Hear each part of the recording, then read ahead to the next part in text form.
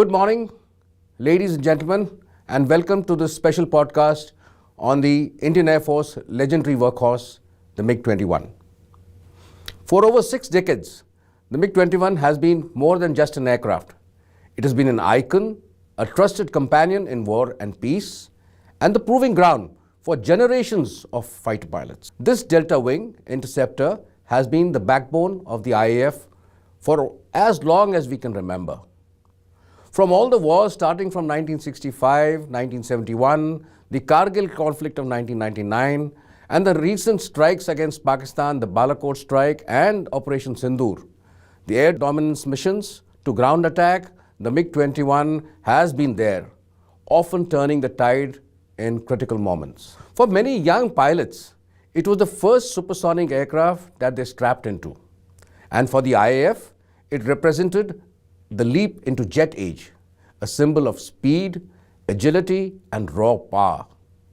Today, as we bid farewell to the stalwart, we are not just saying goodbye to a machine. We are celebrating a legacy of courage, sacrifice, innovation, and above all, the spirit of men and women who flew, maintained, and lived with the MiG-21. As we listen to the experiences of those who lived and breathed this machine, we will try to capture not just the history of this aircraft, but the story of an era that shaped the Indian Air Force. I quote Air Marshal P.C. Lal, who said, "The MiG-21 gave the IAF wings it never had before." Unquote.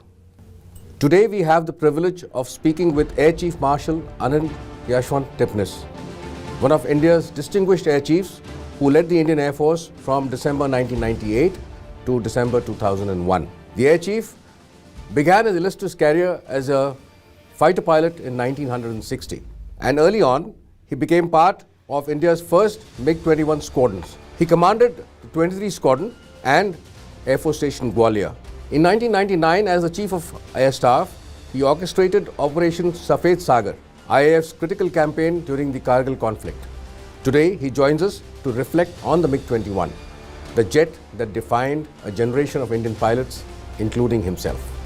We also have with us Group Captain Nanda Rajendran, and presently is the commanding officer of number 23 Squadron. He has flown the HPT-32, the Kirans, the MiG-21, the PC-7 and the MiG-21 Bison. Sir, can you share your earliest memories of flying the MiG-21? What made this aircraft unique, and what are the beautiful memories of your first solo? When the MiG-21s came to us, the first aircraft that came was the Type 74. There were no trainers at that time. So the first solo that you went was on the MiG-21 itself. All that happened was that you were shown a circuit pattern on the Hunter aircraft. So you flew a Hunter, it trying to imitate the circuit pattern of a MiG-21, which is nothing like it. The difficulty was not only that there was no trainer, there was no simulator, but also that the entire cockpit, nothing was written in English, it was all in Russian. Oh. As for the instruments went, well, we were used to knots. Here suddenly we had changed from knots to kilometers per hour. That was what speed gave you. As far as your height was concerned, it was in meters and kilometers. So it was really getting used to it was quite difficult. So the first solo was in fact you were more lost until you came back and you didn't know how we actually managed it. Because also what happened, the MiG-21, we were all flying in space suits. Believe it or not, Yuri Gagarin, when he went up in Sputnik 1, had the same pressure suit and the pressure helmet for the first solo. You could hardly move your neck to one side or the other. Also, the forward visibility was bad because the nose was long. Also, the approach attitude was much higher, steeper. So it was quite an experience. So how do you think the MiG-21 has shaped the fighter pilot ethos of the Indian Air Force, sir? What advice would you give the young pilots and enthusiasts around the world? First of all, I would say that, the sight of the type of grooming that we got with the MiG-21, because It was meant for high altitude flying, but we started using for strike purpose. And I think it speaks tremendously of the Indian Air Force that we were able to do that. By no means the MiG-21 is designed for low flying, because the visibility forward, sidewards is limited. The Indian Air Force, the way it adapted to low-level flying at night was a remarkable achievement. So the adaptation of the Indian Air Force for this purpose was outstanding. So this is actually speaks highly of the adaptability of the leadership of the Air Force at the top and the adaptability of the pilots in the cockpit to have been able to do all this and think it's just a piece of cake. What is your message to the Indian Air Force and the young pilots of the Air Force now that the MiG-21 rolls out of the skies? First is remember, whatever the aircraft, whatever its capability, for you to exploit the capability aircraft and beyond, it is the pilot that counts. You have to be innovative. The MiG-21 taught us how to be innovative, to make do with what we have and produce results. The MiG-21 flew in conditions in which it was not meant for. It had less than what you wanted. Now, even if the economy has gone up, things have improved, the purse is a little more full than before, there will be always shortage of things. But remember, it is you as a pilot who has to find the solution, and the leadership that has to make sure that the pilots get as much support as possible. So it's a two-way effort. But what you have to also find is that we have to find our own. There is no alternative to being Atmanirbhar. Atmanirbhar, not only in production, but in designing, and Atmanirbhar in tactics and strategy. And they will be wanting to, and that is what we have done. I think what we did in Ops Sindoor is the innovative capability of the Indian Air Force. I mean, the way that you have actually conducted those is the way that you have been groomed over the years. That you know that you have to find solutions. There will be always challenges that are never seen. There's always a first time to do something. And for that first time, you have to find that solution. Like somebody said, if anybody can fly a MiG-21, he can fly any fighter in the world. So we have somebody from the past who flew the MiG-21, and now we have Rajendra to my left, who is presently flying the MiG-21, which moves out of the Air Force very soon. So Rajendra, so how does it feel to be one of the last CEOs of a unit? So it's really a proud moment, especially for Panthers, for being the swan song for MiG-21s. Panthers were the first squadron in the world to be equipped with the Sabre Slayers, that is the NATs, in 1960. Thereafter, we also had the honor of having achieved the first air-to-air kill in the Indian subcontinent in the jet age during the 1965 war.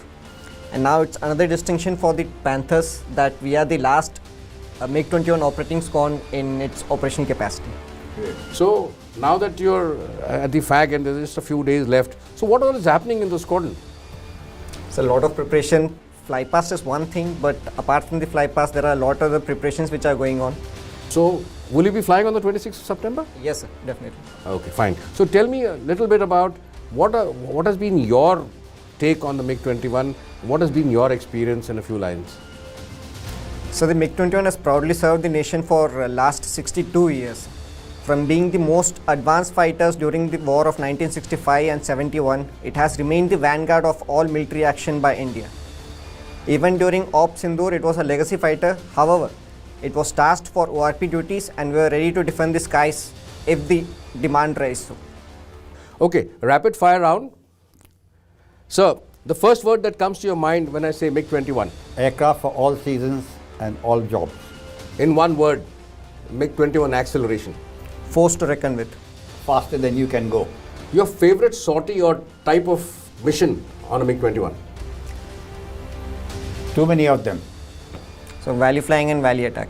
If the MiG-21 could speak, what would it say to you today? Man, it was a great pleasure flying with you. But I would say it was a greater pleasure flying with you, our fair lady. So if you could like to name the MiG, you would like to give it a nickname, something like a saber slayer or flying dagger, what would it be? What name would you give it? I always called her my fair lady. So Falcon Slayer. And describe the sound of the MiG-21. What does it make you do or feel? Oh, Sir, a sound of power. Sound of power, all right. Combat or low-level dash, what do you prefer? depending on the sortie, the mission, both are good. Okay. So combat and low level in case of valley. Joining us from Jamnagar today on this podcast is Air Commodore Surendra Singh Tyagi. He joined the Indian Air Force in 1965 and he has amassed the maximum number of flying hours on this aircraft, which is a record of sorts. So good afternoon, sir, and welcome to this podcast. Good afternoon, Nitin. So my first question is to get back into history. Take us back to your first sorties in the MiG-21, maybe your first solo. What were your impressions of the MiG-21? When I converted onto MiG-21 in 1968, I was on Hunters at that time. Obviously, since I was flying Hunters, not only the loyalty, one was only aware of the good performance of Hunters, so that was a aircraft very close to one's heart. So when I had to convert onto MiG-21, it was a different experience, but one had not really appreciated or monitored that what kind of a different machine that I was getting into. When you came on finals, actually the speeds are so high that one doesn't even realize that by the time you are even controlling and thinking, planning, you're already on ground landing. So MiG-21 first sortie itself, when you got airborne, the kick of the afterburner when we rolled, and thereafter one got airborne, it was entirely different feeling. I mean, you're changing the horizon, changing the total atmosphere of your flying career. Right, sir.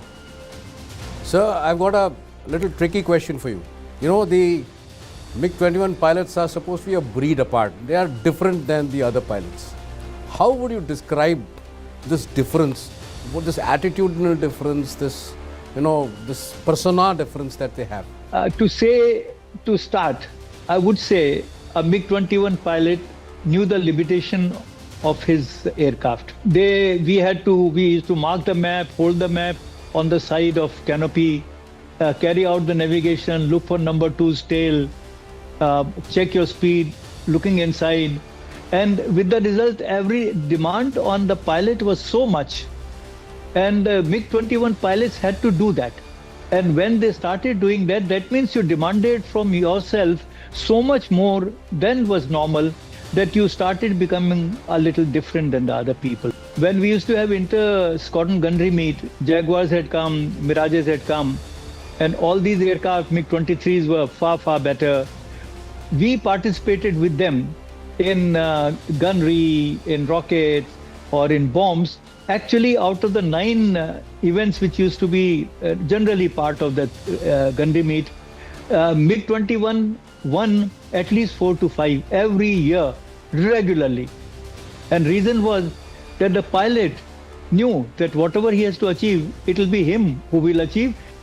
And that's why I always felt that the people who flew MiGs were absolutely apart. Second thing, they were very honest.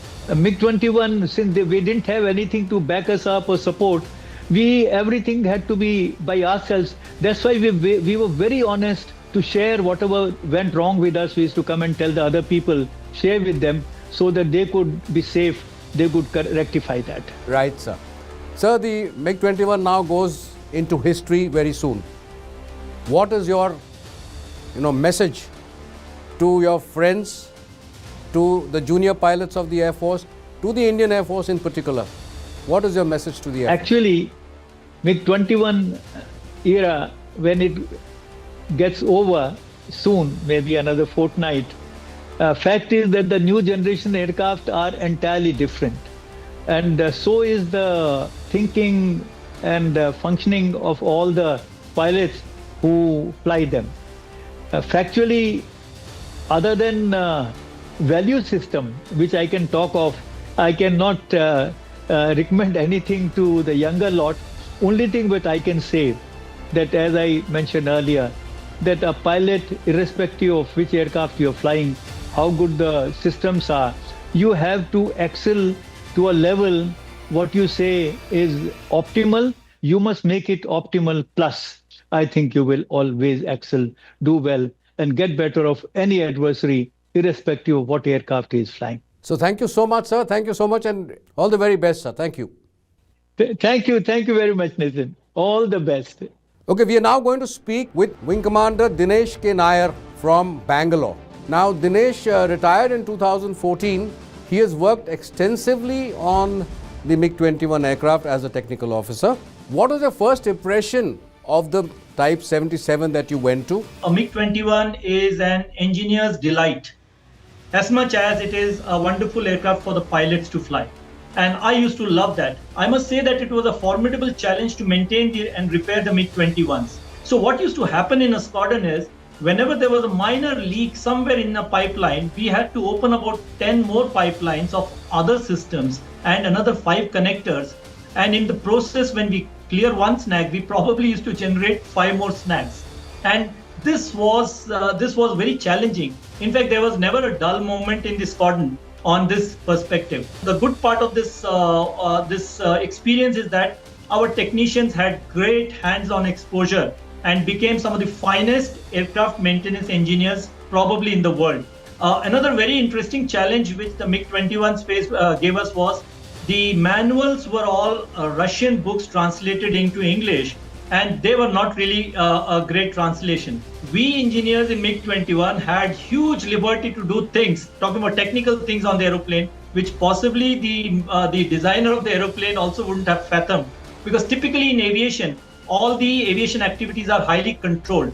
So the freedom that we got in the MiG-21 was amazing. To put it all together, I would say that in a MiG-21 fleet, you can never get bored. So that probably describes my entire journey through the MiG fleet in the IAF. Your feelings as the aircraft goes out of service? I would say that some of the good times of the Air Force were during the MiG. Let's revisit the history more often so that all these stories from the past, which are more exciting probably, will always be remembered and will be incorporated into the modern doctrines and thinkings of the Air Force. So thank you very much, Dinesh. Thank you very much for your time and coming on for this podcast. Joining us from Bangalore is none other than Air Marshal Saju Balakrishnan, the ex-CNC of Andaman and Nicobar Command. He's also commanded 32 Squadron as well as 32 Wing. During his service career, he has amassed almost 3,200 hours of flying, out of which 2,400 plus hours are on the MiG-21. Thank you for inviting me to be part of this podcast. First word that comes to your mind when I say MiG-21? The one word which comes to my mind when someone mentions MiG-21 is a wild stallion.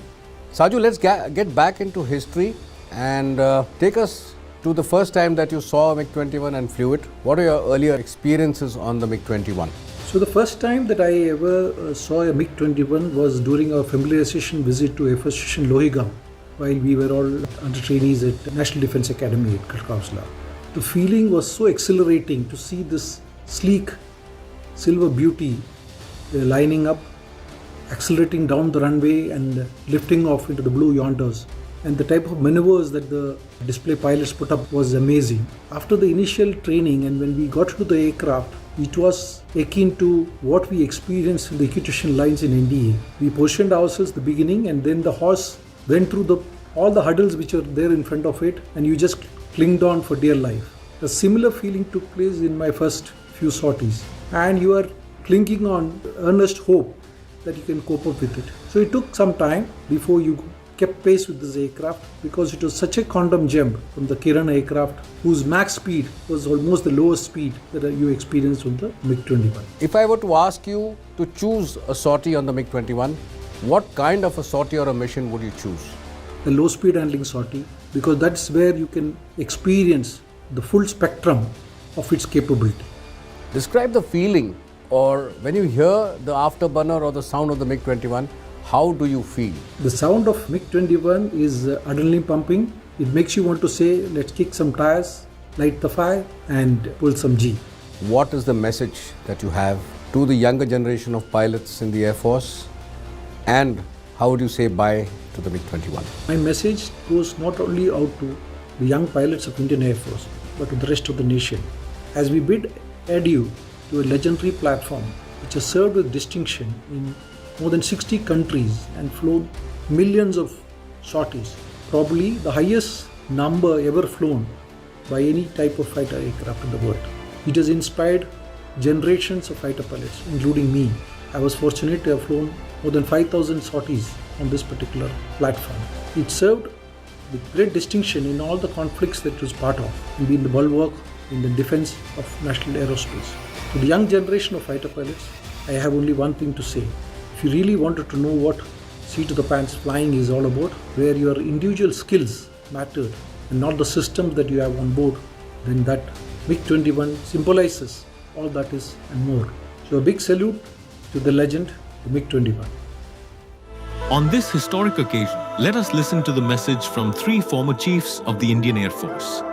Three stalwarts who share a deep and personal association with the legendary MiG-21.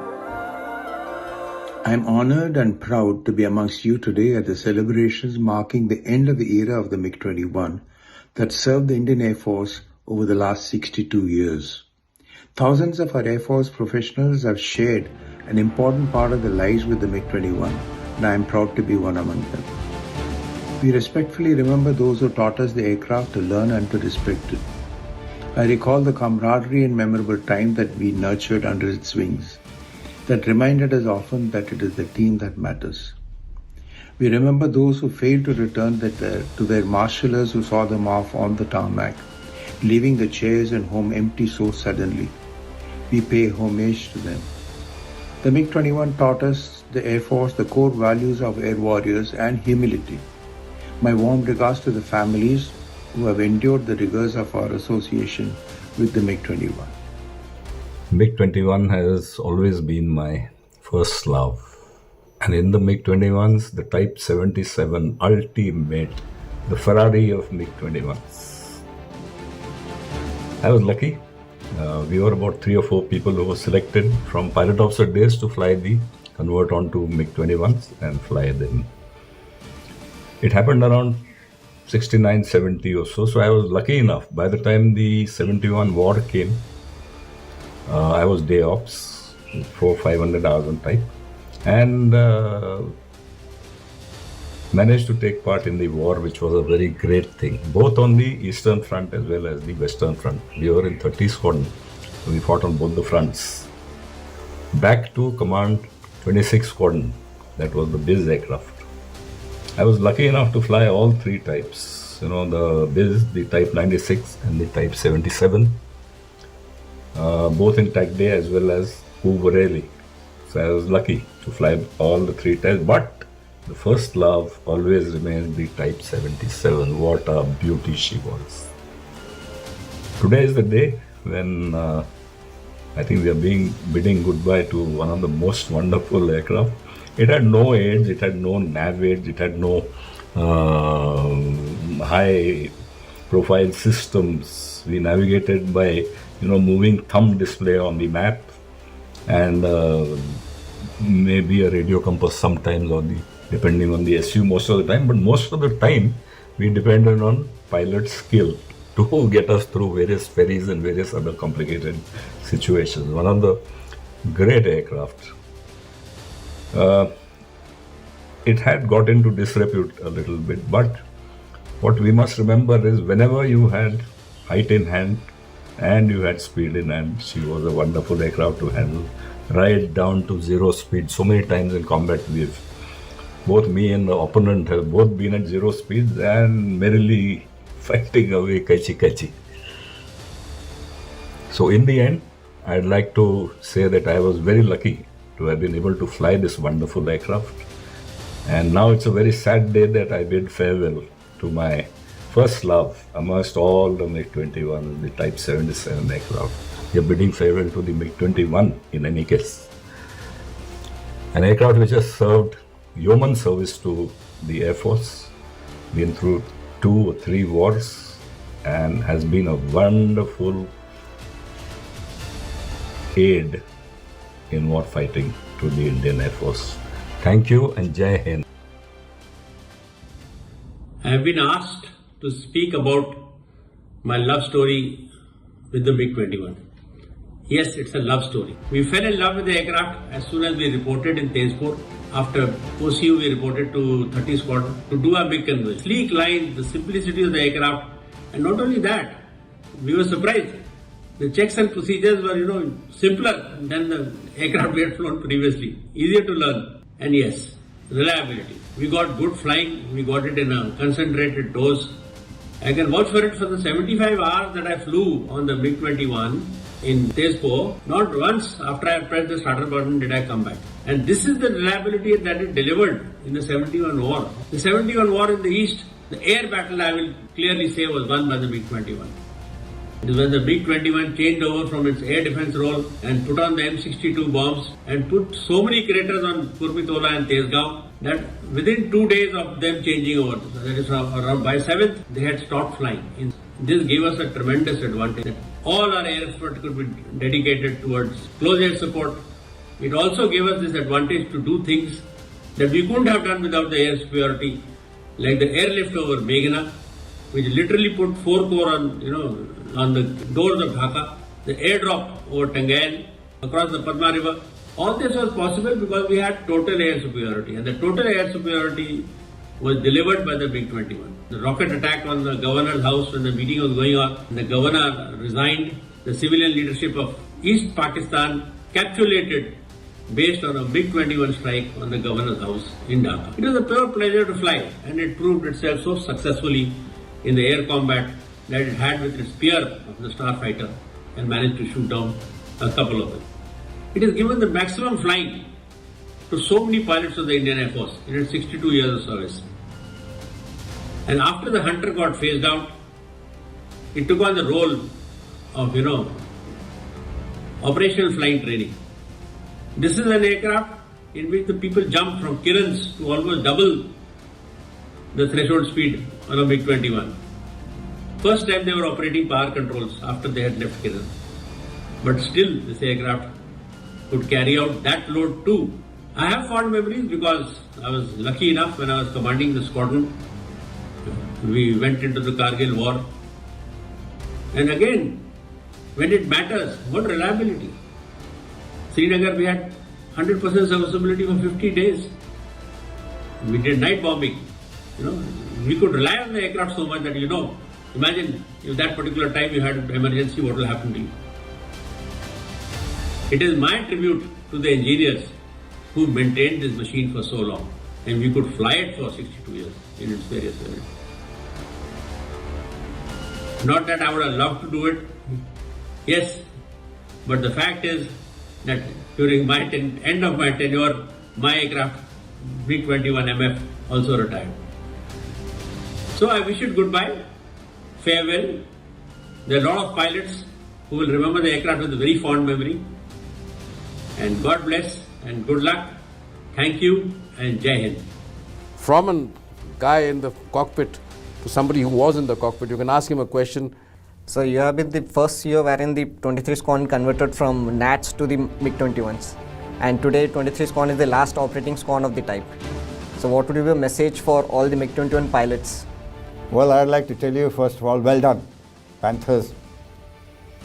You have brought glory to the MiG-21, just as 23 brought glory in its vampire, in its NAT days, and the glory continues.